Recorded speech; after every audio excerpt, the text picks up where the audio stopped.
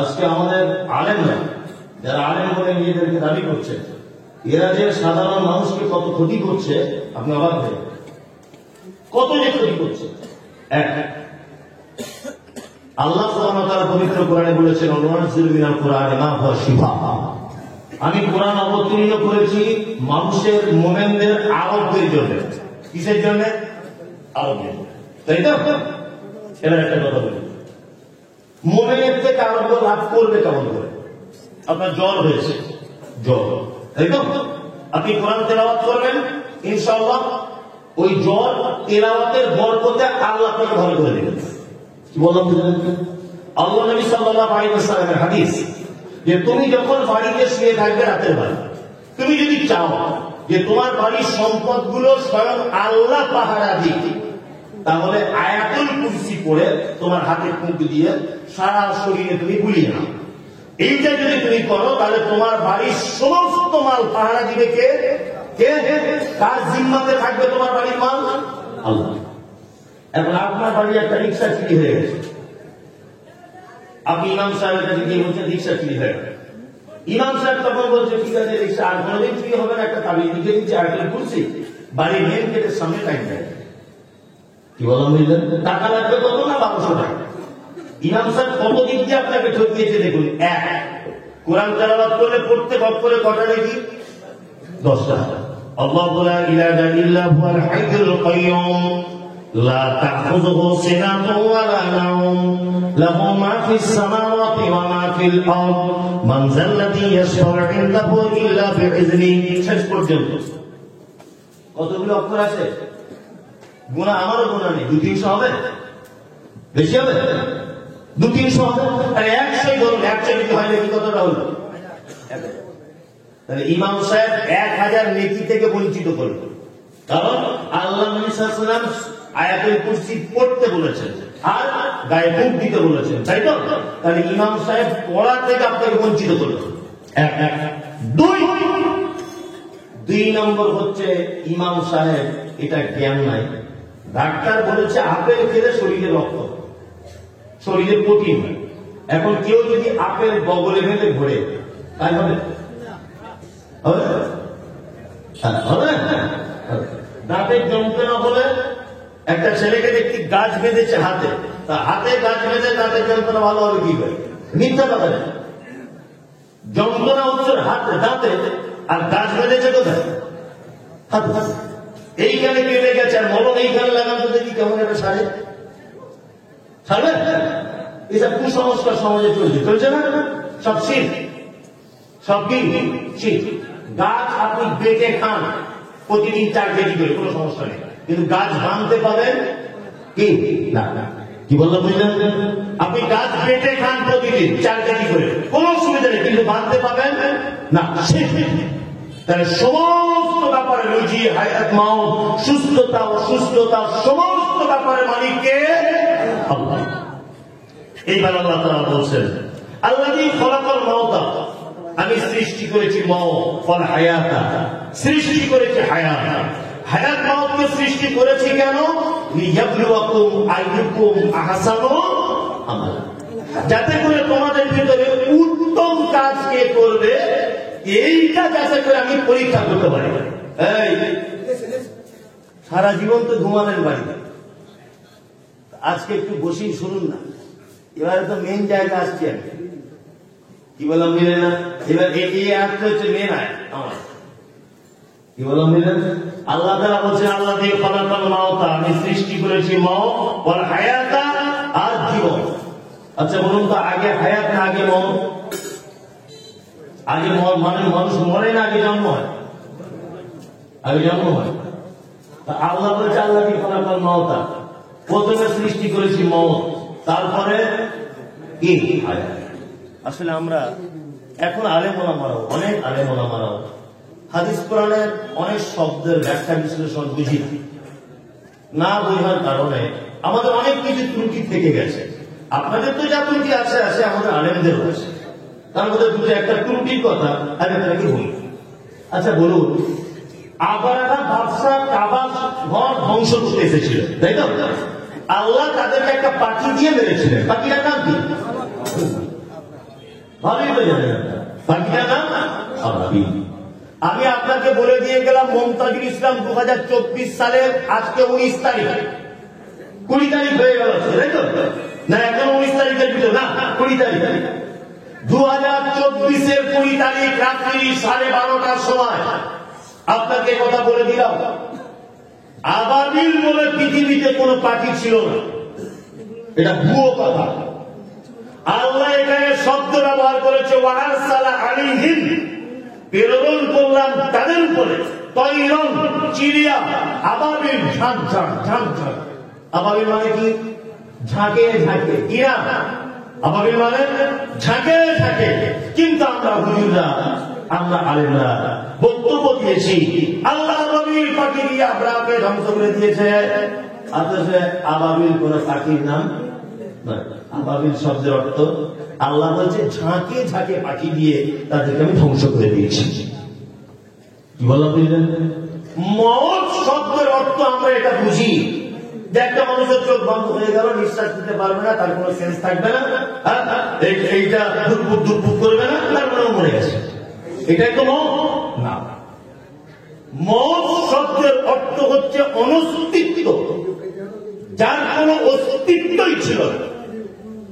আর হায়াত মানে অস্তিত্ব, হায়াত মানে অস্তিত্ব, মওত মানে অনস্তিত্ব। কি বললাম বুঝলেন? বুঝতে পারছেন? আপনাকে বোঝানোর জন্য এবার একটা কথা আমি বলি। আমি মমতাজুল ইসলাম, আমি আমার মায়ের পেটে জন্ম নিয়েছি। আচ্ছা, আমি আমার মায়ের পেটে জন্ম নেওয়ার আগে আমি ছিলাম কোথায়? আমার বাপের কাছে, তাই তো? আমার বাপ বিয়ে করেছে, আমার মায়ের সঙ্গে মিলন করেছে, দুইজনের মিলন হয়েছে, তার ফলে আমি আমার মায়ের পেটের ভিতরে এসেছি, তাই তো? আল্লাহর হুকুমে, তাই তো? এইবার বলুন, আমার আব্বার বয়স যখন 5 বছর ছিল তখন আমার আব্বার বীর্য, তখন আমার আব্বার মানে সেক্সুয়াল কোন ক্ষমতা আমার আব্বার পক্ষে ছিল না। ওটা আস্তে আস্তে হলো কখন? আমার আব্বা তরকারি খেলো, কাঠি বাদাম খেলো, কিশমিশ খেলো, আস্তে আস্তে করে বড় হলো, ঘোমটানি উঠলো, আমার আব্বার যৌবন চলে এলো, আমার মাকে বিয়ে করলো, তারপরে শারীরিক সম্পর্ক হলো, তারপরে আমি আমার মায়ের পেটে এলাম। আমি আমার মায়ের পেটে আসার আগে কোথায় ছিলাম? কাজু বাদামের ভিতরে ছিলাম, সবজির ভিতরে ছিলাম, গরুর মাংসের ভিতরে ছিলাম, বাদামের ভিতরে ছিলাম, দুধের ভিতরে ছিলাম। আমার কোন অস্তিত্ব ছিল না, ছিল ছিল না। আল্লাহ সুবহানাহু ওয়া তাআলা বলছেন তোমার কোন অস্তিত্ব ছিল না, আমি আল্লাহ সুবহানাহু ওয়া তাআলা তোমার মায়ের পেটের ভিতরে তোমার অস্তিত্ব দান করেছি। তার মানে পৃথিবীতে সর্বপ্রথম মানুষের অস্তিত্ব দেওয়া হয়েছে, অনস্তিত্ব। মওত কিছু অস্তিত্ব ছিল না, হায়াত অস্তিত্ব দিয়েছি। হায়াত মওত দিয়েছেন কেন? আল্লাহ সুবহানাহু ওয়া তাআলা বলছেন কি, লিয়াবলুয়াকুম আইয়ুকুম আহসানু কি আমালা। আল্লাহু আকবার। এই বক্তব্যটা দিতে যায় আমি সব জায়গাতে, আর সব জায়গাতে মানুষ আমাকে উল্টো পাল্টা করে। এই আয়াতটা শুধু একটা বিশ্লেষণ করবে। আল্লাহ কোরআনে একটা কথা বলছেন, ভালো করে শুনে রাখুন। আমি আপনাকে প্রথমে বলেছি, এখনো বলছি, আমি আপনার বিরুদ্ধে বলছি কিনা আপনার কাছে বিনীত অনুরোধ থাকলো, আপনি আমার এই ভুলটা ধরার জন্য খাতা কলম নিয়ে নোট করে রাখুন যে মমতাজুল সাহেব এই জায়গাটা আপনি আমার বিরুদ্ধে বলেছেন। আপনার বিরুদ্ধে যদি একটা কথা যদি আপনি বলি, আপনি আমাকে যে সাজা দেবেন গ্রহণ করবো, তবে কথা কিন্তু মুহাম্মদ সাল্লাল্লাহু আলাইহি ওয়াসাল্লাম আপনার বিরুদ্ধে চলে যেতে পারে। আল্লাহ তাআলা বলছেন আহসানু আমালা। কোরআনে যেখানে আল্লাহ আমলের কথা বলছেন সেখানে বলেছেন আমিলুস সালিহাত, তোমরা সালেহ আমল করো, নেক আমল করো। এখানে আল্লাহ বলছে আহসানু আমালা, আমল করো, উত্তম আমল করো। তার মানে বোঝা যায় আল্লাহ যেখানে আমলের ব্যাপারে বারবার আহসান, সালেহ, ভালো শব্দ ব্যবহার করছে, তার মানে এদেশের মাটিতে অসংখ্য খারাপ আমলে ভরপুর রয়েছে। এই খারাপ আমলগুলো ছেড়ে আল্লাহ তাআলা বলছেন আইয়ুকুম আহসানু আমালা, উত্তম আমল করো। আচ্ছা বলুন তো দেখি, আমাদের বর্তমান বিশ্বে খারাপ আমল আছে না নেই? কথা বলুন, আছে? আছে। আর একটা কথা বলছি, তাহলে বুঝতে সুবিধা হবে। আল্লাহ বলছেন আমিরাতুন নাসিবা তাসলা নারাল হামিয়া, এক শ্রেণীর করতে করতে করতে নাসিবা ক্লান্ত হয়ে যাবে। তারপরে আল্লাহ বলছে তাদেরকে টেনে হিচড়ে অপমান করে লজ্জিত অবস্থায় তাদেরকে ধরে জাহান্নামের ভিতরে ঢোকানো হবে। বলুন এরা কোন আমলকারী? সারা রাত তাহাজ্জুদ করছে, সকালবেলাতে জাহান্নামে যাবে। এ কোন আমলকারী? কোন আমলকারী? এই আমলকারী ওই আমলকারী আয়েশা সিদ্দিকা রাদিয়াল্লাহু তাআলা আনহা থেকে হাদিসটা বর্ণনা হয়েছে। আল্লাহ রাসূল সাল্লাল্লাহু আলাইহি ওয়াসাল্লাম তিনি বলেন, মান আমিলা আমালান লাইসা আলাইহি আমরুনা ফাহুয়া রাদ্দুন। মানুষ এমন একটা আমল করে যে আমলে আমি মুহাম্মদ সাল্লাল্লাহু আলাইহি ওয়াসাল্লাম আমার পক্ষ থেকে যার কোনো নির্দেশ নেই, যার কোনো আদেশ নেই, ফাহুয়া রাদ্দুন, অবশ্যই সে আমল বাতিল, অবশ্যই সে আমল বাতিল, অবশ্যই সে আমল প্রত্যাখ্যাত, চলতেই পারে না। আল্লাহ সুবহানাহু ওয়া তাআলা বলেছেন, আমিলাতুন নাসিবা তাসলা নারান হামিয়া। আমল করার পরে পরেও জাহান্নামে যাবে তারা যাদের আমল আল্লাহ এবং তার রাসূলের অনুযায়ী হবে না। কত আমল আমাদের বাজারে রয়েছে যে আমলগুলো আল্লাহ এবং তার রাসূলের সঙ্গে কোনো সম্পর্ক নাই। কত বড় বুদ্ধিমান মানুষ মারা গেছে, এদিকে ফিরুন, কোন দিকে তাকাবেন না। মানুষ মারা গেছে, একজনে বলছে দোয়া বলুন। কি দোয়া? মিনহা খলাকনাকুম ওয়া ফিহা নুঈদুকুম ওয়া মিনহা নুখরিজুকুম তারাতান উখরা। এই দোয়াটা বলে মাটি দেন সবাই। সবাই মাটি দিচ্ছে। আমি জানাজাতে ছিলাম, আমি বলেছি এটা সবাই বিসমিল্লাহ বলে মাটি দেয়। বিসমিল্লাহ বলে, মিনহা খলাকনাকুম বলতে হবে, বিসমিল্লাহ বলে মাটি দেয়। তখন একজন এসে আমাকে ধমকি দিয়ে বল, যাই তুমি কয়েক কথা পড়া বলবি স্যার, তুমি বুঝো দিল মিনহা খলাকনাকুম বলে মাটি দিলে অসুবিধা কোথায়? আমি বললাম আচ্ছা, তাহলে মিনহা খলাকনাকুম বলে মাটি দিতে হবে তুমি কি করে বুঝলে? বলছে আমি বুঝলাম এটা তো কোরআনের আয়াত। কোরআনের আয়াত বলি যে এখানে বলতে হবে, তোমার এটা কে বলবে? বুঝছো কোরআনের আয়াত বললে ক্ষতি। আচ্ছা বলুন তো, কোরআনের আয়াত বলি সব জায়গায় বলা যাবে না? রুকুতে গিয়ে কি বলতে হয়? সুবহানা রাব্বিয়াল আযীম, তাই না? পবিত্র আল কোরআনে একটা ছোট্ট সূরা আছে, এই সূরাটা যদি কেউ 3 বার তেলাওয়াত করে, একবার কোরআন মাজিদ খতম করলে যত নেকি তত নেকি হয়। কোন সূরা? ইখলাস। আমি যদি রুকুতে গিয়ে বলি কুল হুয়াল্লাহু আহাদ আল্লাহুস সামাদ লাম ইয়ালিদ ওয়া লাম ইউলাদ ওয়া লাম ইয়াকুল লাহু কুফুয়ান আহাদ, নামাজ হবে? কেন হবে? কোরআনের আয়াত হবে না। তার মানে বোঝা যায় এই জায়গাতে আল্লাহ রাসূল এইটা বলতে বলেন নেই। মিনহা খালাকনাকুম এটা কোরআনের আয়াত, এই কথা চূড়ান্ত। কিন্তু মাটি তোমার সমাধি যে বলতে হবে এটা, এইটা আল্লাহ রাসূলের থেকে সহিহ সূত্রে প্রমাণ পাওয়া যায় না। কি বললাম বুঝলেন? খুব সাবধান। বর্তমানে ভ্রান্ত আমলে সমাজে একদম ভর্তি। আল্লাহ বলেছেন আমল করো উত্তম আমল। কোন কোম্পানি যখন তার পানির প্রোডাক্টে লিখে দিয়েছে, এক বোতল পানি কিনলেন, পানির গায়ে, বোতলের গায়ে লেখা আছে কি? লেখা আছে 100% খাঁটি। ও লিখলো কেন? তার মানে বুঝে নিতে হবে অন্য পানিতে ভেজাল ধরা পড়েছে। কি বললাম বুঝলেন? আপনি মাদার ডেয়ারি দুধ কিনলেন 1 কেজি, দুধের গায়ে লেখা আছে 100% গাভীর দুধ, তার মানে বুঝে নিতে হবে ও লিখেছে কেন? অন্য কোম্পানির দুধে ধরা পড়েছে তাই, তাই না? আল্লাহ বলেছে আহসান আমালা, উত্তম আমল করো। তার মানে আল্লাহ সুবহানাহু ওয়া তাআলা যে কথা আগে থেকেই জানেন যে মানুষও কিছু আমল তৈরি করবে, আর করছেও তাই। করছে না? করছে। ছোট্ট একটা আমলের কথা আপনাকে আমি বলে দিই, এইটা না বললে যে আমার মন তৃপ্তি হচ্ছে যে মানুষের তৈরি বলবো, বলি আর বলে আপনাকে বোঝাতে চাইছি। দেখুন আমি কারোর বিরুদ্ধে বলছি না।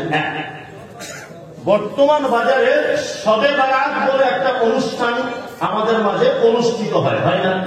শবে বারাত একজন মহিলা, আপনাদের দিকে হয় না, আমাদের দিকে হয়, একজন মহিলা শবে বরাতের 15ই শাবানে সিয়াম পালন করছে আর বাড়িতে হালুয়া করছে। জিজ্ঞাসা করে বলছি, খারাপ তুমি আজকে হালুয়া করলে কেন?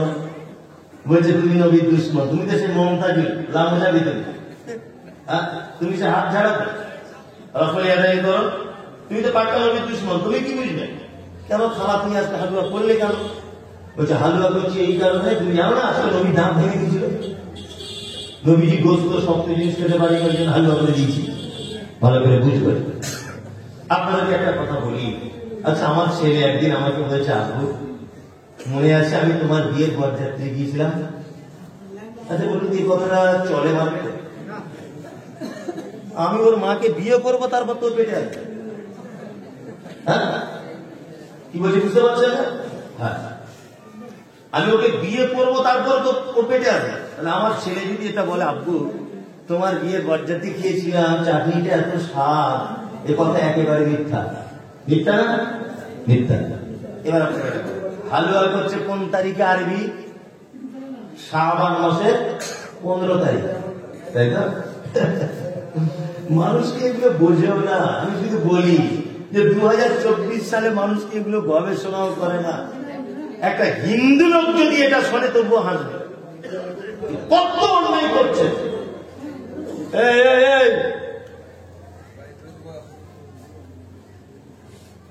হিন্দু লোক যদি শোনে তবুও জিভ কাটবে, হাসবে, লজ্জা করে। কেমন? এইদিকে মজার ব্যাপারটা বলি, 15ই শাবানে খালা হালুয়া করেছে, নবীর দাঁত ভেঙেছে, তাই তো? শাবান মাসের পরের মাসটার নাম কি? রমজান, তাই না? তাহলে শাবান মাসের 15 দিন আর রমজানের 1 মাস হলো কত দিন? 1.5 মাস। এখনো পর্যন্ত আল্লাহ নবীর দাঁত ভাঙেনি। তারপরে শাওয়াল মাসে, মানে যে মাসে আমরা ঈদ পড়ি, এই মাসের 13 তারিখে দাঁত ভাঙছে উহুদের মাঠে মুহাম্মদ সাল্লাল্লাহু আলাইহি ওয়াসাল্লাম। তার মানে 2 দিন কম 2 মাস আগে খালা হালুয়া করেছে, নবীর দাঁত ভেঙেছে বলে আদৌ এখনো দাঁত ভাঙেনি। বুঝতে পেরেছেন? এখনো দাঁত ভাঙতে দেরি। তা আমি মুমতাজুল ইসলাম নবীর দুশমন না তুমি নবীর দুশমন? দাঁত ভাঙেনি আগে থেকে হালুয়া করে বসে আছো? আমি মারা যাইনি, গ্রামের লোক এমনি খবর শুনে 5 কোটি সব কেটে রেখে রেডি করে রেখে, এইরকম একটা ব্যাপার। ব্যাপার না ব্যাপার। আগে জানো কোন তারিখে নবীর দাঁত ভেঙেছে? কে বলছে? আল্লাহ নবী সাল্লাল্লাহু আলাইহি ওয়াসাল্লামের দাঁত ভাঙার 2 মাস আগে তুমি হালুয়া করে বসে আছো? কেমন কথা? আল্লাহ না ওই ভাঙছে, মানে ও চাইছে যাতে নবীর দাঁত ভাঙুক, আগে থেকে হালুয়া করে বসে আছে। কত প্রবন্ধ আছে! আল্লাহ আল্লাহ। এইবার একটা কথা বলি, আমল করার আগে 2টা জিনিস মাথায় নিয়ে আমল করতে হবে। কটা জিনিস? 2টা। এক, আমল করার আগে বেদাত বুঝতে হবে। বেদাত কাকে বলে? কি বললাম বুঝলেন? বেদাত কাকে বলে এটা বুঝতে হবে। এবার আপনাকে বেদাত বোঝাতে গিয়ে আমি একটা যুক্তি পেশ করছি, দেখুন এটা বুঝতে আপনার সুবিধা হবে। আমি একজন কাপড়ের ফ্যাক্টরির মালিক। এই লোক আমার কাজ করে না, আমি আরে মানুষ ওনাকে কি বলবো, এই ছেলেটা, এই ছেলেটা আমার কাজ করে। কি বলো বুঝলেন? কাজ কি? আমাদের 24 পরগনা হাওড়া হুগলিতে মেয়েরা ওই কাঁথার উপরে সেলাই করে ফুলের ডিজাইন করে। আপনাদের এখানে করে? কম করে, আমাদের ওখানে বেশি। যাই হোক, এখানকার মেয়েরা বা মুর্শিদাবাদের মেয়েরা বিড়ি টিড়ি বাঁধে, আর আমাদের ওখানে মেয়েরা কাম সেলাই করে, কাঁথা সেলাই করে। যাই হোক, তা আমি এই ছেলেটাকে বললাম যে তোকে 10টা কাপড় দিচ্ছি, চারিদিকে গোলাপ ফুলের ছবি এখানে, গোলাপ ফুল, আর তুই এইকে সেলাই করে কমপ্লিট করে আনবি, তোকে প্রত্যেক কাপড় পিছু আমি 200 করে টাকা দেবো। ও কাপড়গুলো নিয়ে বাড়ি গেছে, বাড়ি গিয়ে দেখছে যে গোলাপ ফুল না করে যদি টগর ফুল করে দিই তা দেখতে আর ভালো লাগবে, টগর ফুল করে নিয়ে এসেছে। আমি কাপড়টা খুলে দেখছি, কি ব্যাপার, গোলাপ ফুল বলেছিলাম টগর ফুল দেখতে পাচ্ছি। তখন বলছে এটা বেশি ভালো লাগছিল। আচ্ছা বলুন তো, ওর ভালো লাগায় টগর ফুল ও করেছে, ওর ভালো লাগাটা কি আমার মনে শান্তি পাবে? পাবে? দুই, ও যদি গোলাপ ফুলের জায়গায় টগর ফুল যদি করে আনে, তাহলে বলুন তো দেখি ও 200 টাকা করে পাবে না 200 টাকা ওকে জরিমানা দেওয়া লাগবে? কোনটা? জরিমানা দেওয়া লাগবে, তাই না? এইবার আল্লাহ তাআলা কি বলছেন দেখুন, আল্লাহ তাআলা বলছেন ওমা আতাকুমুর রাসূল ফাখুযুহু ওমা নাহাকুম আনহু ফান্তাহু। আমার নবী যেটা দেয় সেটা গ্রহণ করো, আমার নবী যেটা নিষেধ করে সেটা থেকে দূরে থাকো। আপনাদেরকে একটা মজার কথা বলি, এর নাম বেদাত। বেদাত হচ্ছে সেটা ইসলামে নাই, হাদিসে নাই, কোরআনে নাই, নেকির উদ্দেশ্যে মানুষ করে, আমল মনে করে, তার নাম বেদাত। কি বললাম বুঝলেন? নেকির উদ্দেশ্যে করে, আমল মনে করে, তার নাম বিদআত। বিদআত কত ভয়ঙ্কর! কুল্লু বিদআতিন দালালা কুল্লু দালালাতিন ফিন্নার। প্রত্যেকটা বিদআত ভ্রষ্ট, আর প্রত্যেকটা ভ্রষ্টতাকারী থাকার জায়গা কি মধ্যে, না মানে আগুন। প্রতিটা নতুন আবিষ্কৃত আমলকারীর জন্য থাকার জায়গা কোথায়?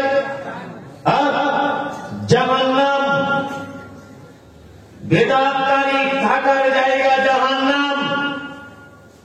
আল্লাহ তাআলা বলছেন আমার নবী যেটা দেয় সেটা গ্রহণ করো, নবী যেটা নিষেধ করে তার থেকে দূরে থাকো। আপনাকে ছোট্ট ছোট্ট করে কয়েকটা কথা বলি। এক, পায়ের চামড়া, লোহা যদি আপনি প্রতিদিন ব্যবহার করেন লোহা ক্ষয় হয়। মেয়েরা যে কলে পাথরের উপরে কলসি রেখে পানি ভর্তি করে, ওই পাথরও দেখবেন ক্ষয় হয়, হয় না? হয়। তা আপনি যে পা দিয়ে 24 ঘন্টা চলছেন আজকে 60 বছর, ওই পায়ের তলাটা ক্ষয়ে কোনোদিন রক্ত বার হয়ে গেল না? দিনের বেলাতে যতটা ক্ষয় হয় আমার আল্লাহ রাতের বেলা ততটা পূরণ করে দেন। আবার বান্দা দিনের বেলা চলাফেরা করবে, যতটা ক্ষয় হবে আবার রাতের বেলা তত কি পূরণ হয়ে যাবে। শুধু দেহ সিস্টেমটা দেখুন, বেদাত বোঝাতে গিয়ে আপনাকে বলছি।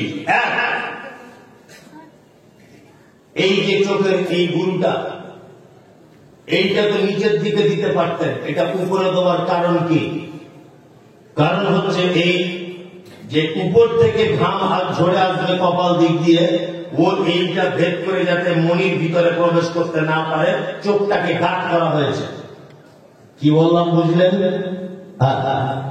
একটা বৈজ্ঞানিক তথ্য আপনাকে বলছি, শুনতে খারাপ লাগলেও ঘটনা সত্য। মেয়ে এবং ছেলেদের বুকের স্থানে কালো দাগ থাকে। কেন থাকে? ওটা একটা বর্ডার। মা যখন ঘেমে যায় ব্লাউজ পরে থাকার কারণে মায়ের শরীরে যে ঘাম হয় তার বুকের স্থানের কালো দাগের বাইরে বাইরে ঘাম ঝরে পড়ে যায়, কালো দাগের ভিতরে ঢোকে না। কারণ কি? বাচ্চা দুধ পান করলে ঘামের ভিতরে থাকা জীবাণু বাচ্চা আক্রান্ত হয়ে যেতে পারে। এটা আল্লাহ সুবহানাহু ওয়া তাআলা মানুষকে আকৃতিতে যে গঠন দিয়ে তৈরি করেছেন, এগুলো তার লজিক। এবার একটা কথা বলি। আচ্ছা বলুন তো, হাতে যে চামড়াগুলো দিয়েছেন প্রত্যেকটায় দাগ আছে, 4টে করে, আছে না নেই? আছে। কেন? আল্লাহ জানে বান্দা দুনিয়াতে যাওয়ার পরে তাসবিহ করবে, সুবহানাল্লাহ সুবহানাল্লাহ সুবহানাল্লাহ সুবহানাল্লাহ, আল্লাহু আকবার, আস্তাগফিরুল্লাহ আস্তাগফিরুল্লাহ আস্তাগফিরুল্লাহ। এটা একটা পদ্ধতি। কি বললাম বুঝলেন? আল্লাহ তো দাগ নাও দিতে পারতেন, দিলেন কেন? কেন? বান্দা আসবে এখান থেকে তাসবিহ করবে। আল্লাহ পবিত্র কোরআনে কি বলছেন? কিয়ামতের দিনে আঙ্গুল কথা বলবে, হাত কথা বলবে, পা কথা বলবে, মুখ সেদিন বন্ধ থাকবে, চোখ সেদিন কথা বলবে, সারা অঙ্গ প্রত্যঙ্গ সেদিন কথা বলবে। তাহলে তাসবিহ করার জন্য আল্লাহ এই সিস্টেম তৈরি করেছেন, তাই না? কিন্তু আমরা সুবিধার জন্য ওইটাকে আবার কেউ কেউ অটোমেটিক তাসবিহ নিয়ে ব্যবহার করছে, কেউ কাঠের বিভিন্ন ডিজাইনের তাসবিহ, কেউ আবার আপনার লাইটিং তাসবিহ ব্যবহার করছে, নিয়ে গুনছে। গুনছে কি গুনছে না? গুনছে। আমি শুধু জোর দিয়ে এইটা বলেছি, তাসবিহ হাতে গুনতে হবে, এটাই সুন্নাত। কাঠ দিয়ে তাসবিহ করা বেদাত, চলবে না। কারণ তাসবিহ একটা আমল, আমলে কোনোদিন পরিবর্তন করা রাইট আপনার নাই। আমলে পরিবর্তন করার রাইট আপনার নাই। কারণ মুহাম্মদ সাল্লাল্লাহু আলাইহি ওয়াসাল্লাম বলেছেন, কি বলেছেন? আল্লাহ বলছেন যে পবিত্র কোরআনে, আল-ইয়াওমা আকমালতু লাকুম দীনাকুম ওয়া আতমামতু আলাইকুম নি'মাতি ওয়া রাদিতু লাকুমুল ইসলাম দীনা। আমি আজকে থেকে মুহাম্মদ সাল্লাল্লাহু আলাইহি ওয়াসাল্লামকে দিয়ে ইসলামটাকে পরিপূর্ণ করে দিয়েছি, এর ভিতরে নতুন কিছু একটু ঢোকানো যাবে না, কে বার করা যাবে না। মুহাম্মদ সাল্লাল্লাহু আলাইহি ওয়াসাল্লামের যুগে কাঠের তসবিহ ছিল না, প্লাস্টিকের তসবিহ ছিল না। এটা একটা আমল তসবিহ করা। তুমি তো প্লাস্টিকের তসবিহ ঢোকাতে গেলে কে তোমাকে ঢোকাতে বলবো? এটা বেদাত। আমি আপনাকে বলছি, বাজার থেকে 10 টাকা কেজি বেগুন কিনলে 4 বার দেখতে হয় পোকা আছে কিনা। 500 টাকার নোট আপনার হাতে দিলে 4 বার লাগিয়ে দেখেন টাকাটা জাল কিনা। আপনি যে আমল করে জান্নাত যেতে চাইছেন, সে আমলটা একবার দেখতে হবে না যে এই আমলটা মুহাম্মদ সাল্লাল্লাহু আলাইহি ওয়াসাল্লাম করেছিলেন কিনা। দেখা লাগবে কি লাগবে না? লাগবে। আমি বলছি মুহাম্মদ সাল্লাল্লাহু আলাইহি ওয়াসাল্লাম বলেছে, আর ও বলছে বড় হুজুর বলেছে। বারবার বলছি আমি যে এই কথা বলেছে মুহাম্মদ সাল্লাল্লাহু আলাইহি ওয়াসাল্লাম, ও বলেছে বড় হুজুর। বড় হুজুরের চলবে না মুহাম্মদ সাল্লাল্লাহু আলাইহি ওয়াসাল্লামের চলবে? মুহাম্মদ সাল্লাল্লাহু আলাইহি ওয়াসাল্লামের চলবে। কিন্তু এইখানে একটা ব্যাপার হচ্ছে, এই আসলে ছোট থেকে যারা অন্যায় করে এসেছে, বড় হয়ে গেলে শাসন করলে আর ঠিক করা যায় না। ওই জন্য মুখে একটাই ভাষা, আমার বাপ দাদা 14 পুরুষ কি ভুল করে এসেছে বলতে যাবে না। এটা বলবে আমার বাপ দাদা 14 পুরুষ কি ভুল করে এসেছে, তার মানে ছোটবেলাতে তো বুকে ঠিক করা যেত, বড় হয়ে চোখে আর ঠিক করা যাবে না। এদের অবস্থা কেমন জানেন? ছোট্ট করে একটা কথা বলবো। আমি একটা গল্প আপনাদেরকে বলি 1 মিনিটের জন্য। এটা একটা শিক্ষা রয়েছে। এদের অবস্থা কেমন? বক্তব্য দিতে এসে আর কিছু খুঁজে পায় না। মুমতাজিদের জন্মের ঠিক নেই, ইয়াসিনের জন্মের ঠিক নেই, বেরাদার রাহুল না সিস্টার রাহুল, ওদের কারোর জন্মের ঠিক নেই। এই শুধু বক্তব্য মোবাইলে শুনতে পান না। আসলে এদের জানা ধরেছে কেন জানেন? একটা জায়গায়। আর এদের অবস্থা পাগল হয়ে গেছে কেন জানেন? একটা মাত্র কারণে সব পাগল হয়ে ঘুরছে।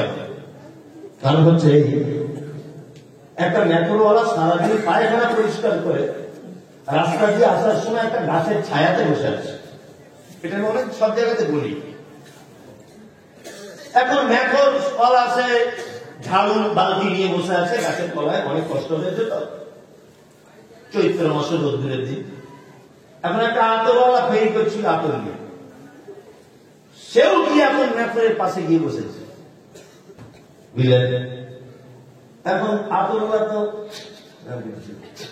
কি ব্যাপার বন্ধ হচ্ছে। ও তখন জিজ্ঞাসা করছে, ভাই তুমি কি করো? বলছে আমি লজ্জার কথা বলবেন না, আমি পায়খানা পরিষ্কার করি। এখন আচ্ছা ভাই তুমি কিছু মনে করো না, তোমার গা দিয়ে গন্ধ বাড়ছে। বলছে ভাই আপনি তো বসলেন আমার পাশে, আমি আপনাকে বলিনি। বলছে না, তো গাছপালা পাচ্ছি না, ছায়াতে বলবো ওই জন্য বসেছি। ঠিক আছে, দুজনাই যখন কাজ করেই খাই আর দুজনে যখন পাশাপাশি বসতে হয়েছে ছায়া বলে, ঠিক আছে আমি একটু জান্নাতুল ফেরদাউস আপনার গায়ে মেরে দিই। বাক্স থেকে আপনার একটা জান্নাতুল ফেরদাউস বার করে ওই ম্যাপওয়ালার গায়ে দিয়ে দিয়েছে। ম্যাপওয়ালার গায়ে দেওয়ার পরে চপ্পর চপ্পর চপ্পর করতে করতে অজ্ঞান হয়ে পড়ে আহতওয়ালা তো খুব টেনশনে হয়ে গেছে। কি ব্যাপার? তো মহা মুশকিল লোকটা এতক্ষণ ছিল বলে এখন আতর দেওয়ার পরে এখানে ছটফট করে কি ব্যাপার? ও তখন ওকে তুলে টোটো গাড়ি করে মালদার হাসপাতালে নিয়ে গেছে। ভয় করছে যে আমার দোষ হয়ে যাবে কিনা। ডাক্তারবাবু দেখে বলছে কি হয়েছে? বলছে তেমন কিছু হয়নি ডাক্তারবাবু, একজন ম্যাথর আমি একটা আতরওয়ালা, পাশাপাশি দুজন বসেছিলাম, তা ওর গাড়ি গন্ধ বার হচ্ছিল বলে আমি জান্নাতুল ফেরদাউস মেরে দিয়েছি একটু। এই লোক অজ্ঞান হয়ে গেছে। বলছে আচ্ছা তাই। নিয়ে ডাক্তার তো জ্ঞানী মানুষ, ও তখন বলছে এক কাজ করো ভাই, একটু ওষুধে কাজ হয় না। হাসপাতালের পিছনে পুরাতন পায়খানা ঘর আছে, দেখো ওখান থেকে একটু মাল হাতে করে তার কিছু করে তুলে এনে ওর নাকে ভেসে দেয়। ও গিয়ে পায়খানা ঘর থেকে একটু মাল তুলে এনে টাটকা মাল ওর নাকে ভেসে দিয়েছে। ভালো একদম চাঙ্গা। তখন তখন আতরওয়ালা বলছে ডাক্তারবাবু এটা আপনি কি করে বুঝলেন? তখন বলছে আরে পাগল, ও ছোট থেকে মানুষের পায়খানা সেন্ট গন্ধ শুকে শুকে ওর আজকে 60 বছর বয়স। আর তুই যদি হঠাৎ করে বাবা ওকে জান্নাতুল ফেরদাউস মানুষ সহ্য করতে পারে? সারা জীবন বেদাত করে করে করে করে মাথা দমদম এয়ারপোর্টের মতো হয়ে গেছে। এখন যদি ওকে আপনি একটা সহি হাদিস বলেন, ও সহ্য করতে পারবে? ইনকাম করে এসেছে। এখন আমি মুমতাজুল ইসলাম বলছি তাবিজ হারাম, তাবিজ শিরক, তাবিজ দিলে তার পিছনে সালাত নামাজ পর্যন্ত হবে না। এই কথাকে হঠাৎ করে সহ্য করতে পারে? এটা জান্নাতুল ফেরদাউস, ও তো মেথড। সারা জীবন হারাম কাজ করে করে, সারা জীবন বেদাত করে করে করে করে চুল পেটে গেছে। এখন যদি ওকে সহি হাদিস পরিবার মানবে, বলুন মানবে? কখনো মানতে পারে না, অসম্ভব ব্যাপার, ওর পক্ষে মানা সম্ভব নয়। শুনুন, একটা কথা আপনাকে বলে যাচ্ছি, বেদাত যারা করে তারা কত ভয়ঙ্কর। সারা পৃথিবীতে যত পাপ আছে, সারা পৃথিবীতে আপনি 100টা লোককে মার্ডার করুন, শয়তান খুশি হবে। আপনি কাউকে গলা কেটে দেন, শয়তান আনন্দ করবেন। কি বললাম বুঝলেন? আপনি কারোর জমি জোর করে দখল করে নেন, শয়তান হাসবেন একবার, কারণ ওকে আপনি খুশি করতে পারেন। কারণ শয়তান জানে ও 100টা মার্ডার করেছে, কালকে আবার আল্লাহর দরবারে সারেন্ডার হয়ে যাবে, আল্লাহ ক্ষমা করে দেন। আল্লাহ তো বড় দয়া, আল্লাহ ক্ষমা করে দিবে। আল্লাহ ক্ষমা করতে পারে কি পারে না? পারে না। কাউকে কোন অন্যায় ব্যভিচারে লিপ্ত হয়েছে, শয়তান খুশি হবে। শয়তান জানে ও মসজিদে গিয়ে দুই ফজরের পরে কান্নাকাটা করবে, আল্লাহ ক্ষমা করে দেবে। ক্ষমা করে কি করে না? শয়তান একটা কাজ করলে খুশি হয়, তার নাম বেদাত। বেদাত করলে সাংঘাতিক খুশি। যদি বলছে কেন? শয়তান জানে পৃথিবীতে একটা কাজ করলে মানুষ কোনোদিন ক্ষমা চায় না, মানুষ করে নেকির উদ্দেশ্যে, নেকি মনে করে। এই জন্য শয়তান খুব খুশি হয়। কি বলো বুঝলেন না? হাদিসে নাই, কোরআনে নাই, এরকম একটা আপনি আমল করুন, এর নাম কি? বেদাত। শয়তান জানে ওতে এটা ভেবেই করছে যেটা করলে নেকি হবে। ওই জন্য বেদাতিকে দেখে শয়তান যত খুশি হয়, আর অন্য কাউকে দেখে এত খুশি শয়তান হয় না। আর একটা কথা বলি, বেদাতিরা কত ভয়ঙ্কর। কিয়ামতের দিনে আল্লাহ নবী সাল্লাল্লাহু আলাইহি ওয়াসাল্লাম সমস্ত মানুষকে কাউসারের পানি পান করানোর দায়িত্বে থাকবে। শুধু এক দল মানুষকে কাউসারের পানি পান করানো হবে না, তাদেরকে টেনে জাহান্নামের ভিতরে ঢোকানো হবে। আল্লাহ রাসূল জিজ্ঞাসা করবেন, কি এমন অপরাধ যে অপরাধের কারণে তাদেরকে জাহান্নামে নিক্ষেপ করা হচ্ছে? তখন ফেরেশতারা বলবে, মুহাম্মদ সাল্লাল্লাহু আলাইহি ওয়াসাল্লাম, এরা হচ্ছে সেই লোক আপনি মারা যাবার পরে, আপনি চলে যাবার পরে আপনার নাম দিয়ে দিনের ভিতরে নতুন কাজ আবিষ্কার করে সমাজের মানুষের কাছে প্রচার চালিয়েছে, আর এরা নিজেরাও করেছে। এই জন্য এরা কাউসারের পানি থেকে বঞ্চিত, এবং এদের থাকার জায়গা জাহান্নাম। খুব সাবধান, খুব সাবধান। বলতে গেলে আবার যুক্তি পেশ করে, যুক্তি এমন যুক্তি পেশ করে যে যুক্তির সামনে টেকাই বড় মুশকিল। বলছে সব যদি বেদাত হবে, মাইক কি করে বেদাত হবে না? কেন কিছু খুঁজে পায় না। বলছে মাইক তো বেদাত, মমতাজ যদি 4 চাকা এসছে, 4 চাকা তো ওটা বেদাত। নবীজিকে সর্ষের তেল ছিল না, তুমি কেন চুলে সর্ষের তেল না, ওটাও বেদাত। আর ও গাধা বুঝেই না বেদাত কাকে বলে। জাগতিক প্রয়োজনীয় কোন জিনিস ব্যবহারে বা করলে এটা বেদাত না। কি বললাম বুঝলেন? এটা দুনিয়াবি প্রয়োজন। আর তুমি যখন আমল মনে করে করবে, একটা জিনিস বোঝাই, হাইয়া আলাস সালাহ,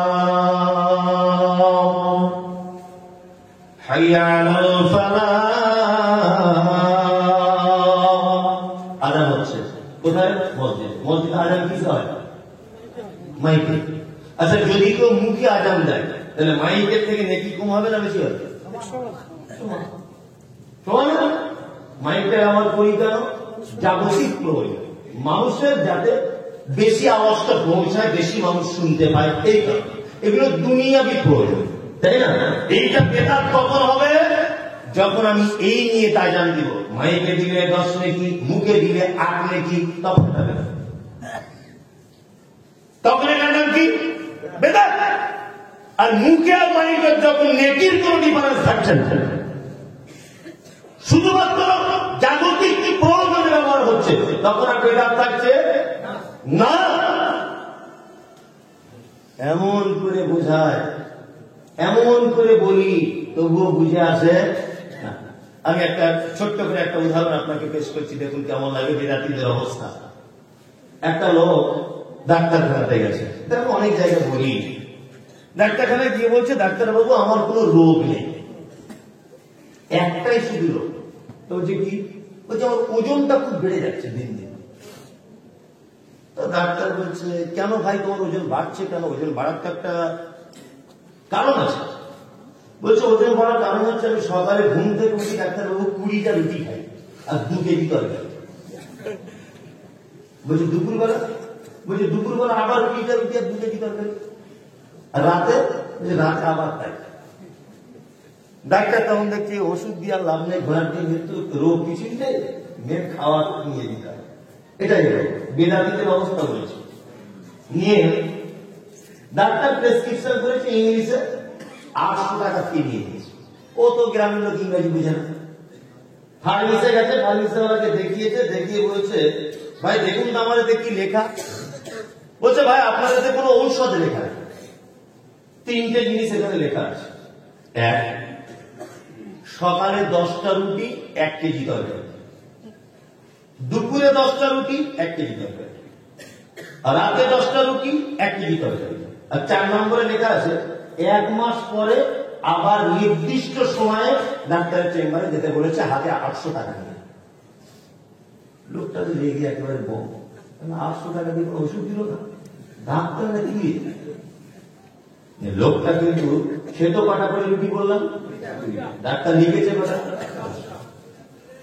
এখন লোকটা 1 মাস পরে গিয়েছে, ডাক্তার প্রথমে দেখি বলছে পাল্লায় উঠে ওজন করবে। পাল্লায় উঠে দেখছে গত মাসে ছিল 1 কুইন্টাল আর এই মাসে হয়েছে 1 কুইন্টাল 5 কেজি।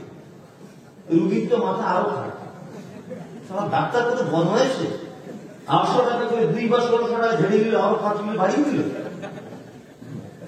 ডাক্তার দেখছে এরকম তো হওয়ার কথা না। হ্যাঁ, 60টা রুটি খেতো সারাদিন আর 6 কেজি তরকারি, সেখানে কমিয়ে 30টা রুটি আর 3 কেজি তরকারি, অন্তত 2-4 কেজি তো কমবে। ভালো। ডাক্তার আবার প্রেসক্রিপশন করেছে। কি প্রেসক্রিপশন? সকালে 5টা, দুপুরে 5টা, রাতে 5টা। 1 মাস পরে আবার 1 মাস পরে এই পদ্ধতি মেনটেন করে গেছে, গিয়ে দেখেছে এই মাসে ওজন করে 1 কুইন্টাল 10 কেজি।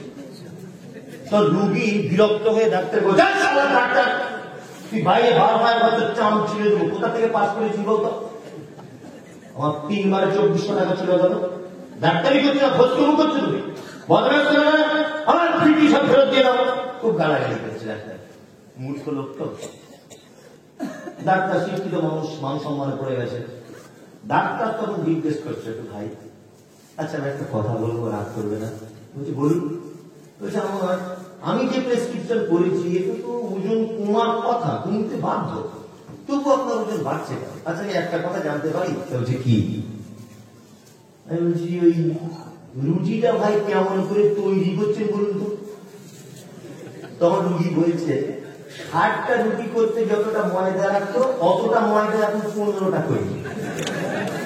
আচ্ছা বলুন তো কিয়ামত পর্যন্ত রোগ ভালো হবে?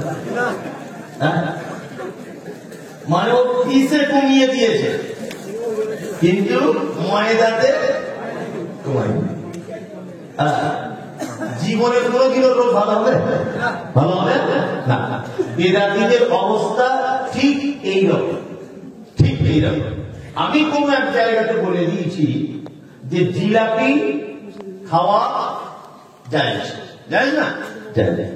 কিন্তু এই জিলাপিটাই যদি মরা মানুষের কোন মাজারে গিয়ে মানত করে দেওয়া হয়, ওই জিলাপি খাওয়া চলবে, তাই না? এতটুকু বলে দিয়েছে। আমি বলে দিয়েছি ওকে এইটা বেদাত, এই পদ্ধতিতে তুমি ইসলামের উপরে দাঁড়িয়ে থাকো। ও তখন পদ্ধতি মোটামুটি মুসলিম, দাঁড়িয়ে গেছে, আমার মতো পাঞ্জাবিও পড়েছে, সব কিছু করেছে, কিন্তু হুজুর এখনো 40টাও ছাড়তে পারবো না, হুজুর এখনো তাবিজও ছাড়তে পারবো না, হুজুর কিছুই ছাড়তে পারবো না। মানে ও রুটি সংখ্যায় কমিয়েছে, পাঞ্জাবি বড় পড়েছে, মাথায় পাগড়িও বড় দিয়েছে, সব কিছু ঠিক আছে, কিন্তু পদ্ধতিগত ব্যাপারটা মানতে পারে নি। মুহাম্মদ সাল্লাল্লাহু আলাইহি ওয়াসাল্লাম এদের ব্যাপারে খুব হুঁশিয়ারি দিয়ে বলেছেন, কুল্লু বিদআতিন যালালা ওয়া কুল্লু যালালাতিন ফিন্নার। দ্বীন নিয়ে যারা উল্টো পাল্টা করে, ইসলাম নিয়ে যারা উল্টো পাল্টা করে, আমলের ক্ষেত্রে যারা উল্টো পাল্টা করে, এদের থাকার জায়গা কোথায়? জাহান্নাম। আল্লাহ সুবহানাহু ওয়া তাআলা বলেছেন, হায়াত মাউতকে তৈরি করেছে কেন? পরীক্ষা করব তোমাদের, তাই তো? পরীক্ষা করার জন্য। পরীক্ষা করবে কি? তোমাদের ভিতরে উত্তম আমল কে করেছে, তাই তো? এইবার তারপরে একটা বলছি, আল্লাহ তাআলা বলছেন ওপর আজিজুল গফুর, আমি খুব জবরদস্ত ক্ষমাশীল। ক্ষমাকারীকে খুব বড় পাপ করেছেন না? ভয় লাগছে? ক্ষমা হবে কি হবে না? আমার অপরাধ মাপ হবে কি হবে না? কোন টেনশন করবেন না। যদি একটা পাপ করবেন না, শিরক করবেন না, বাকি আপনার দ্বারা যেটা পাপ হয়েছে, আপনি আজকে রাত্রে উঠুন, উঠে 2 রাকাত সালাত আদায় করে আল্লাহকে ডেকে বলুন, আল্লাহ আমি এই গ্রামের সব থেকে বড় পাপী, আমার ভিতরে ব্যভিচার রয়েছে, সুদ রয়েছে, ঘুষ রয়েছে, সবকিছু রয়েছে, পাপের জগতে কোনো পাপ বাকি নেই, তুমি আমাকে একটু ক্ষমা করে দাও। এইটা বলে যদি আপনি 2 ফোঁটা চোখের পানি যদি ফেলে দেন, আপনার পানি পড়তে যত দেরি, আপনার বিগত দিনের পাপ ডিলেট হতে তত দেরি হবে না। এত বড় তিনি ক্ষমাশীল, আল্লাহু আকবার, এত বড় ক্ষমাশীল, এত বড় দয়ালু আল্লাহ। তারপর আল্লাহ তাআলা বলেছেন, আল্লাযী খালাকা সাবআ সামাওয়াতি তিবাকা, আমি সৃষ্টি করেছি আসমান 1 তলা, 2 তলা, 3 তলা, 5 তলা, 6 তলা, 7 তলা, এরকম স্তরে স্তরে সৃষ্টি করেছি। আল্লাহ তারপরে বলছেন, মা তারা ফি খালকির রহমান মিন তাফাউত, তোমরা কি তোমার রহমানের, তোমার আল্লাহর সৃষ্টিতে কোন রকমের খুব, কোন রকমের অভিযোগ খুঁজে পাও? আল্লাহ সৃষ্টিতে কোন অভিযোগ আছে? আছে? আমি যদি একটা কথা বলি, দেখলে আপনার মনে হয় দাগ কেটে যাবে, সত্যি আল্লাহ সৃষ্টিতে কোনো ভুল? প্ল্যাটফর্মে দেখেছেন কিছু লোক ভিক চাইছে, লা ইলাহা ইল্লাল্লাহ, বাবা দুটো কিছু দাও, কারো হাত নাই, কে এরকম হাতটা পিছন দিন, কেউ আবার হাতে পায়ে হাঁটছে, করছে না এরকম বিকলঙ্গ। কি অপরাধ করেছে তারা? কি অপরাধ, কি অপরাধ করেছে তারা যে মায়ের পেট থেকে এত কষ্ট করে এলো পৃথিবীতে? আল্লাহু আকবার। আমি ওই জন্য বলি যে কোরআন কেন পড়েন না, কেন গবেষণা করেন না, কেন চিন্তা ভাবনা করেন না? দেখুন একটা কথা বলি, এর আগে আল্লাহ তাআলা বলেছেন মানুষকে পৃথিবীতে পাঠিয়েছে কিসের জন্য? পরীক্ষার জন্য। আচ্ছা, সব স্টুডেন্টের প্রশ্ন যদি একই হয় তাহলে শিক্ষার মান থাকবে? পরীক্ষার প্রয়োজন আছে? মাধ্যমিকে যে কোশ্চেন, উচ্চ মাধ্যমিকে একই কোশ্চেন, 7-এও একই কোশ্চেন, 5-এও একই কোশ্চেন, এরকম যদি হয় তাহলে পরীক্ষা বলে কিছু থাকবে? তার মানে ক্লাস যার যেমন, প্রশ্ন তার তেমন কি আলাদা, তাই না? আবার যার প্রশ্ন যত কঠিন তার প্রাইস তত বড় বড়, তাই না? মাধ্যমিক পাস করেছ, টোটো চালাও, কিছু করার নেই। 8 পাস করেছ, রিক্সা চালাও, তোমার সার্টিফিকেট ওই রিক্সা পর্যন্ত শেষ। তুমি ভালো জায়গা থেকে পড়াশোনা করেছো, তুমি ডক্টর হয়েছো, 4টে রুগী দেখবি 4000 টাকা করে ফি, বিশাল তোমার মর্যাদা, সবাই স্যার বলে ডাকবে। এবার বলুন, 8 পাস করা কষ্ট না ডাক্তারি পাস করা কষ্ট? বলবে ডাক্তারি পাস করা কষ্ট। তার মানে যার পরীক্ষা যত কঠিন তার প্রাইস তত মিষ্টি। আমাদের পাড়া গ্রামে অনেক মানুষ দেখবেন অসুখে পড়ে যায়, 4-5 বছর বিছানায় পড়ে আছে, আর কিছু লোক বলছে শালা এইভাবে ঘুরছে, খুব বাড়াবাড়ি করছিল, বিছানায় পড়ে এবার হো করো, ঠিক হচ্ছে, ওরকম হবে না। পাড়া মেয়ে ছেলেরা বলছে ওরকম করবে না, কোন লোকে সর্বনাশ করেছ, আল্লাহ সাজা দিচ্ছে না, ভুল বলছে। আল্লাহর প্রতি দয়া করছে, আল্লাহর প্রতি দয়া করছে। ওর দুনিয়াতে পরীক্ষা যত কঠিন হচ্ছে, আল্লাহ দরবারে প্রাইজ তত কঠিন, উচ্চ জান্নাতে অবস্থান করবে ইনশাআল্লাহ।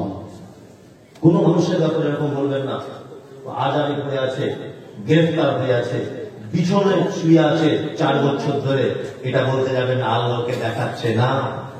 আল্লাহ ওর পাপগুলোকে একেবারে পরিশুদ্ধ করে একেবারে মুছে দিয়ে জান্নাতের জন্য প্রস্তুতি নিচ্ছেন। সুবহানাল্লাহ।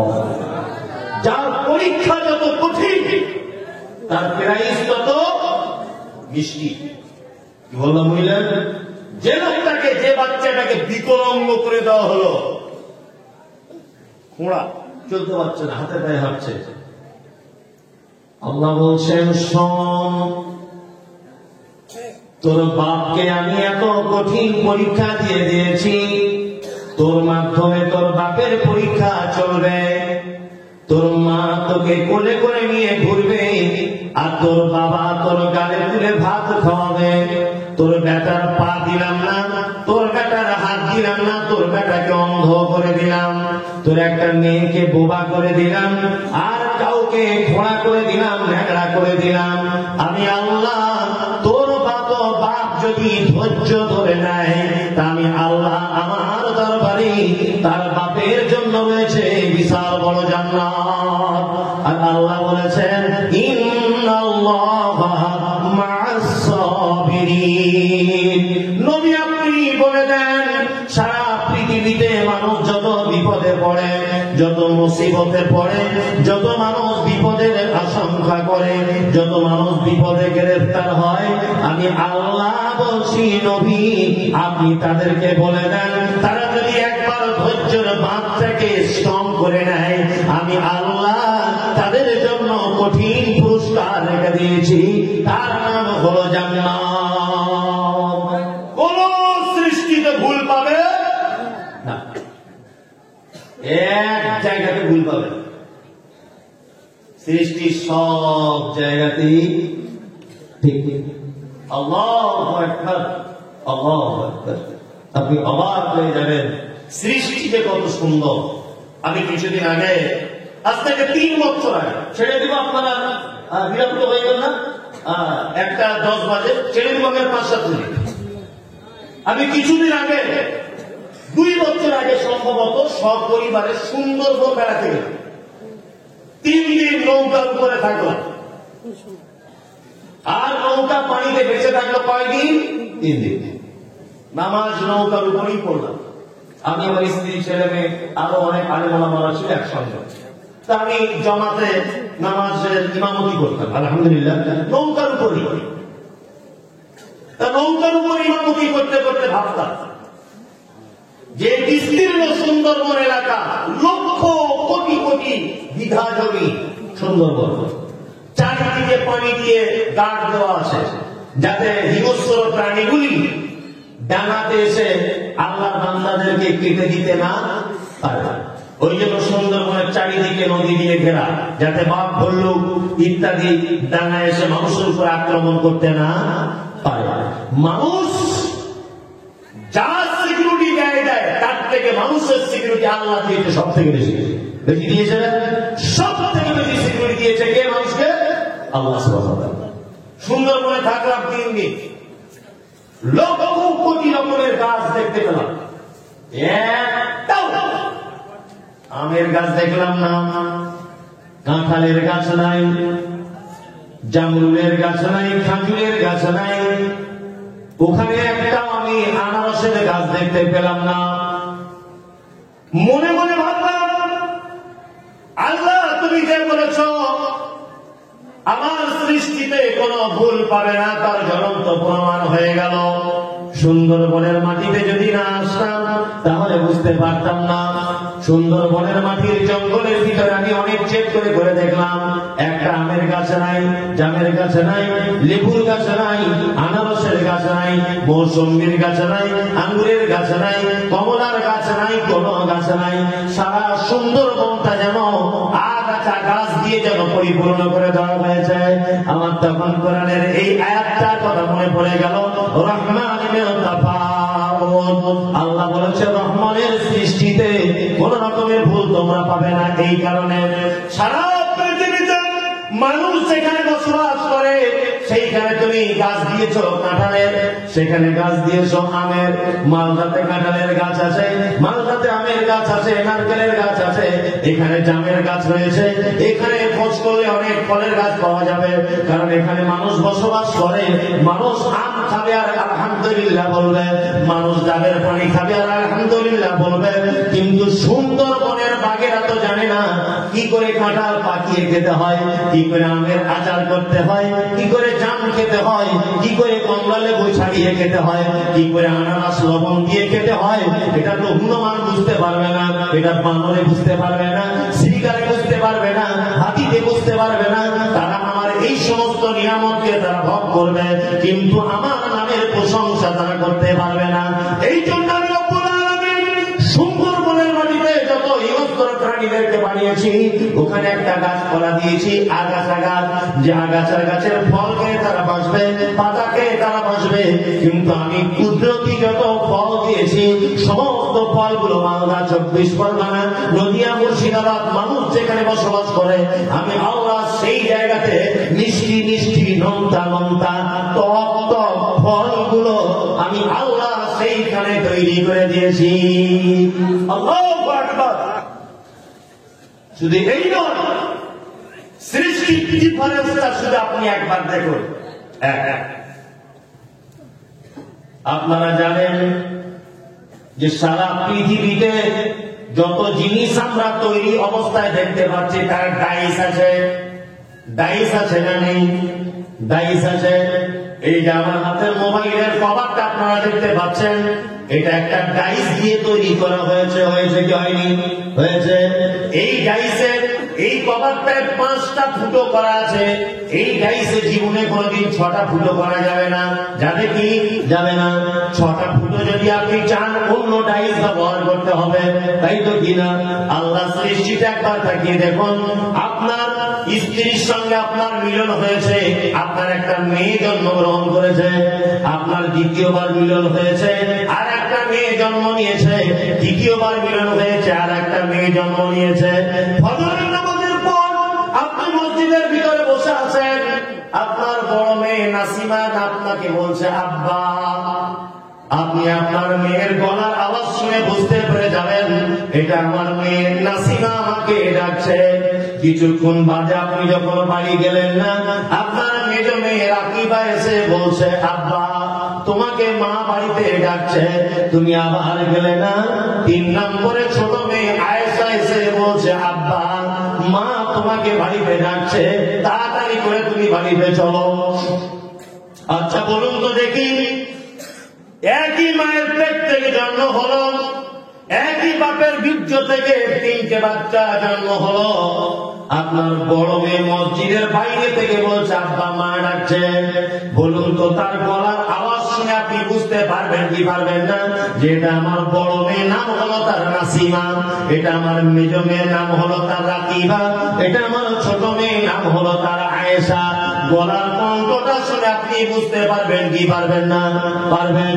ওই জন্য কবি বলেছেন মিলে নাই রে চেহারাতে আর নেই তো গলার সুরে, অদ্ভুত তোমার কারিগরি আল্লাহ দেখছি সোহাগ ভরে। একটা মেশিনে তৈরি হলো, একটা ডাইসে তৈরি হলো, কারণ নাকটা উঁচু করে দেওয়া হলো, কারণ নাকটা চাপটা করে দেওয়া হলো। কেউ মিষ্টি খেতে পছন্দ করে, কেউ ভাত খেতে পছন্দ করে, কেউ রুটি খেতে পছন্দ করে। বড় মেয়ে মিষ্টি ভক্ত, ছোট মেয়ে টক ভক্ত, মেজ মেয়ে আবার আচার ভক্ত। এক একজনের জীবের স্বাদ এক এক রকমের, এক একজনের চোখের দেখার কালার আরেক রকমের, এক একজনের ঘুমানোর কোয়ালিটি এক এক রকমের, এক একজনের মুখের ভাষা এক এক রকমের, এক একজনের গলার কণ্ঠ এক এক রকমের, এক একজনের চলা এক এক রকমের। ওই জন্য আল্লাহ সুবহানাহু ওয়া তাআলা বান্দাদের দিকে লক্ষ্য করে দিয়ে বলছেন আল্লাযী খালাকা সাবআ সামাওয়াতিন তিবাকা মা তারা ফি খালকির রাহমানি মিন তাফাউত। দুনিয়ার মানুষ তোমরা সৃষ্টি দয়াময় রহমানের সৃষ্টির দিকে একবার তাকিয়ে দেখো, কোনো পরিমাণ তোমরা একটা ভুল খুঁজে পাবে না। আর সত্যিকারেরও তাই, আল্লাহর সৃষ্টিতে আপনি একেবারেই ভুল বার করতে পারবেন না। পারা যাবে? কখনই যাবে। আল্লাহ তারপরে বলছেন ফারজিল বসর, তোমার চোখটাকে আবার পুনরায় ঘুরিয়ে দাও। হালকা ফুতুর, আমার সৃষ্টির ভিন্নতা ডিফারেন্স দেখতে পাচ্ছ কিনা? আল্লাহ আল্লাহ। আমি 3-4টি আয়াত আপনার সামনে এতক্ষণ পর্যন্ত বললাম। কি বললাম বুঝলেন? আর এই সূরাতে 30টি আয়াত রয়েছে। কটি? 30টি আয়াত রয়েছে। একটা করে যদি ব্যাখ্যা বিশ্লেষণ করা যদি যায়, আল্লাহু আকবার। কোরআন এমন এক মহা গ্রন্থ, এর ভিতরে আপনি যতই ঢুকবেন এর ভিতর থেকে বার হতে ইচ্ছা করবে না। হতভাগা জাতি আমরা কোরআন তেলাওয়াত করি না, করি না। এসেছে যাদের কাছে তারা এর থেকে কিছু পেল না, কিচ্ছু পেল।